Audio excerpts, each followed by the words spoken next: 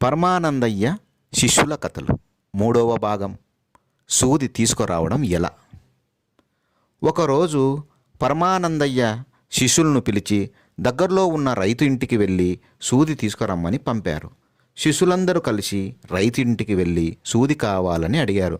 రైతు అందుకు అంగీకరించి సూది తీసుకురావడానికి ఇంట్లోకి వెళ్ళాడు. తను సూదితో బయటకు వచ్చే సమయానికి ఇంటి ముందు శిష్యులందరూ ఒకళ్ళతో ఒకళ్ళు పోట్లాడుకుంటూ కనిపించారు. సూదిని ఎలా తీసుకెళ్లాలన్నదే వాళ్ళ గొడవకు కారణం. ఆ గొడవ చూసి రైతుకు మతిపోయింది. వీళ్ళందరూ ఒట్టి వెదల్లా ఉన్నారు, ఒక సూది కోసం ఇంతమంది వచ్చారు అని అనుకున్నాడు రైతు. చివరకు మీలో ఒకళ్ళు వచ్చి ఈ సూది తీసుకెళ్ళండి అన్నాడు రైతు.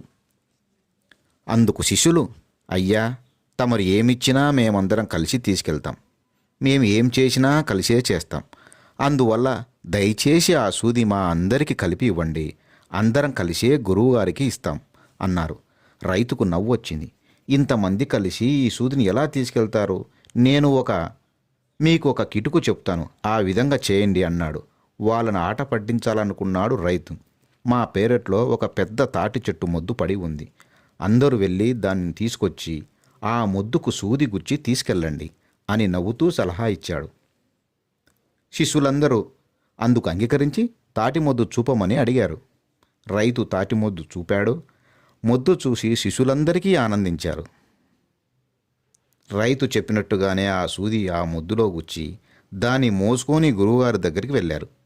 దాన్ని మోసుకుపోతూ ఉన్నప్పుడు ఊరి జనం చూసి విరగపడి నవ్వారు. శిష్యులు అదేం పట్టించుకోలేదు. అయితే శిష్యులు రావడం చూసి గురువుగారు బిత్తరపోయారు.